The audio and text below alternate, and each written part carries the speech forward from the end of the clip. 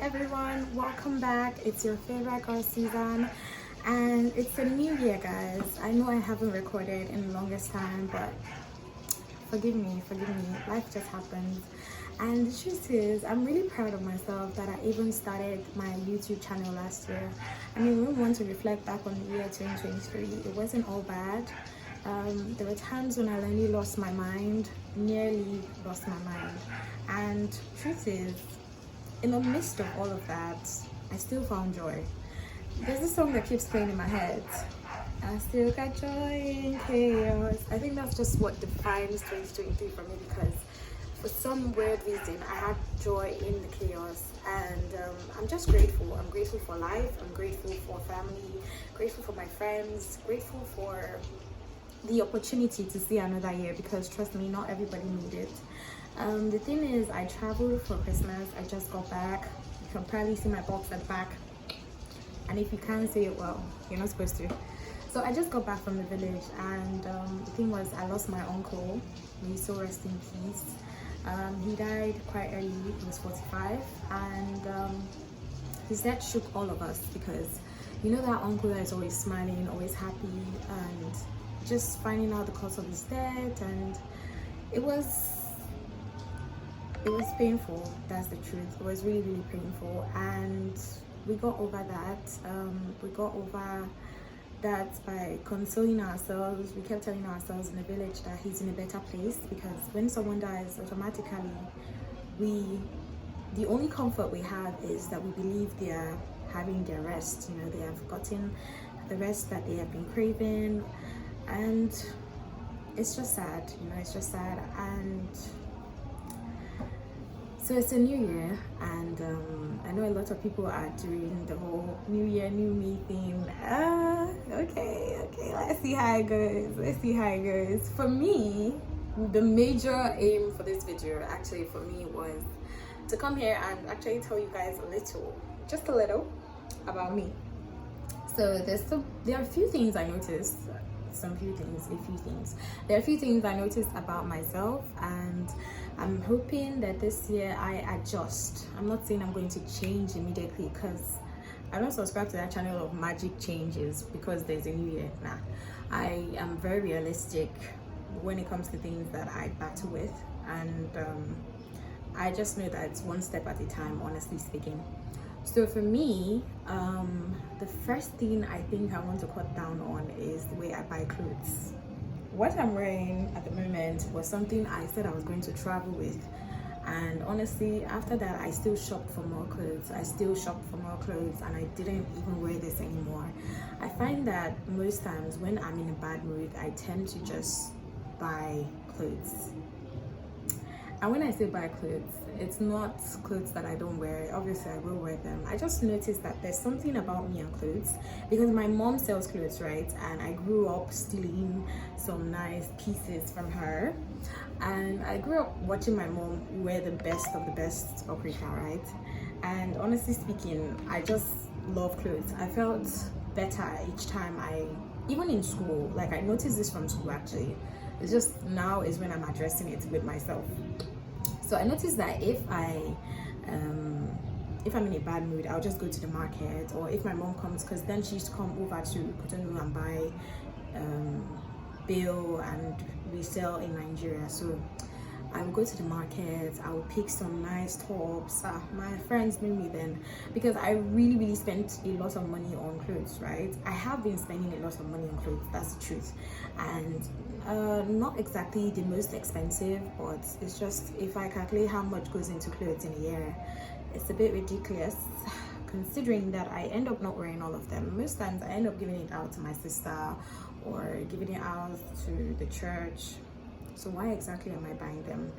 I went through my box when I got back home, and I found out that so many of the clothes I bought there, I never wore them once. Like one time, I never put them on, and for some reason I bought them. Why did I buy them? Probably I had an awful day at work, and I was coming back and I saw a nice skirt and I stopped and I bought. I need to have that self-control when it comes to clothes, because there's so many things I have self-control over, but when it comes to clothes, I'm just in there. And as much as it's good, there are times when I actually shop knowing fully well that okay, I'm here to buy clothes. But most times it's just passing by. I'm passing by and I'm like, this looks nice. How much is this? And then the lady tells me, and then I start bargaining, and before you know, I've done transfer. If not of this bank app, will I be able to pay so fast? If it was back in the day when you had to go to the bank and go and withdraw money, will I be able to pay so fast? But now, see POS everywhere. The lady will even advise you, okay, if your transfer is not going, come and use POS. Of course, she wants to make her money. So, Susan, this year, you need to cut down on your clothes, because I opened my box and I have taken out half of my clothes. And mind you, quarter of them I never wore for one day. Second thing I think I want to work on this year is the overthinking pattern I have. I did overthink for Africa. Like, if you want to talk about someone that goes, I travel, like I literally travel in my head all the time.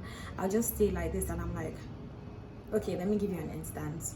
So take for example, there was a time where I broke up with I went through a breakup basically, and you know, we're still friends in quote. We're still talking off and on, right? And then one day I had like this whole, I freaked out, let me put it like that. I freaked out and I was like typing messages like, I need this, and like I was just like trying to, you know, talk to him, because before the relationship he was actually a friend, of course. That has always been a pattern, dating friends. Yeah, so yeah, before I knew it, I was like communicating with him, and if you notice, I'm always looking at the side. Almost nothing else, so it's just birds usually fly in because I'm at the windows. I'm just like, is that a bird? Okay, let me get serious. So the thing is, I messaged him about something. I think I was freaking out, and I messaged about something, and because he did not reply, I freaked out even more, and I started typing a whole lot of rubbish that I shouldn't have been typing. And this happens a lot with me. Sometimes it's not even that deep. I could message someone and the person is literally on the express driving, you know. I could message someone and he is changing his car tire. I could message someone and he's on the highway. I could message someone and he's literally at the point of life and death. But in my head, I'm like, he's ignoring my messages. He read, he didn't reply. And I've already cooked up the whole story. In fact, I have already written down like 3 chapters of what that story looks like. And then at the end of the day, I find out that it's nothing close to that. That's a very crazy thing to do. And I don't want to bring this whole, you know, it's a July Cancerian whatever, but let me just tell you, right, that a lot of people I know are also on this boat. Some of my friends, let me not exaggerate with the number, but a lot of people actually overthink, and I don't know where the overthinking comes from. Sometimes I try to, you know, go back and ask myself, when did you start overthinking like this? When did you start over worrying yourself like this? Like, when did this whole thing start? And till date, I still don't know when it started. I just know that I overthink. You know, before something, it's like, okay, the driver is driving, Susan is already seeing a robbery, a gunshot, she's already shot, she's dead. Why? I don't know where it's coming from, but it also affects like even work wise. Sometimes I overthink my work too. It's not a life and death thing. The truth is that if someone should die today, tomorrow your position will be replaced 100%, no jokes. So I guess that's one thing I need to work on, how my mind works. Like, just let it go. You send a message, there's a bit of a delay in reply, it's okay. The person is also living his or her life, it's perfectly fine. And all these things I'm telling you guys, I'm already working on. It's not like I'm telling you guys so we can work on it together. Me, I've already started my journey. So if you want to join me, feel free to join me. And now I'm going to talk about the third thing. Oh yeah, being overly judgmental. I think I've always struggled with this, whether knowingly or unknowingly. I just kind of look at people's situations sometimes, people's lives sometimes, or the place they find themselves in, and I just kind of decide like, this person shouldn't be here if they had done this or if they had done that. And I figured that in life, you do not know it all. I mean, why is it life if we know it? If you already know it, then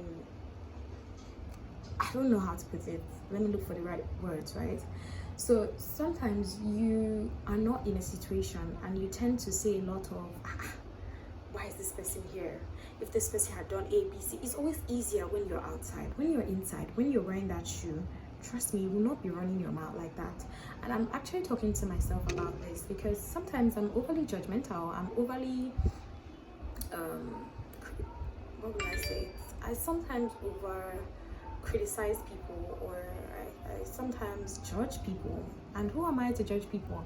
My life is not perfect. It's not even close to perfect. So if someone is struggling with something, let's say an addiction, let's say the person is struggling with some personal issues or whatever, who am I to say whether or not they will make it out of there, or how they got there? Who am I to start asking questions like, if you had done this, will you be here? Or if you had done that? Even just leave and let leave, right? Leave and let leave. And like I said at the beginning, of this video, no, I said this like a few seconds ago, I honestly do not intend to judge another soul. I honestly, all these things I'm saying here, all these things I'm saying right now are things that I'm already working on. I know that I have these things like personally inside, and I know my struggles, and I'm happy that I even can identify them, right? And one advice I'll leave to you guys just before I go is try and take responsibility. If I meet 100 people every day, I have this friend that will say women are let me not say it, but if I meet 100 people every day, I tell you 98 of them do not take responsibility for anything. And this is not on me, no. Actually, like I said, I'm already working on it. In fact, my job made me take responsibility a lot. I have worked at a particular company for about 6 years now, and thanks to that company, I tend to know when I'm wrong. I tend to say, I'm sorry, it's my mistake, I'm sorry about this, it was my fault, it's this, it is that. But I find that some people would rather die, and by people I mean people. I don't want to mention a particular gender, but you know yourselves. Some people will literally die before they open their mouths and tell you that it's my fault, I made a mistake, I'm sorry. But like, what would they take out of you? What would they take out of you? Nothing. Just for you to open your mouth and say, I'm sorry, I made a mistake. No. Some people will tell you how it's not their fault. It's not my fault. This is my first time of doing something like this. It shouldn't have been my fault. And in your mind, you're just like, if this, let me not use the B word, but if this person just says, I am sorry, will they die? Did they die? Will they die? Can they die after this? Because it's so annoying. I'm not even going to lie. Forget all this grammar that I'm speaking. That's my office phone. Forget all this drama I'm speaking. It's very annoying when you don't take responsibility. You break something. It's not that the thing forcefully left your hand.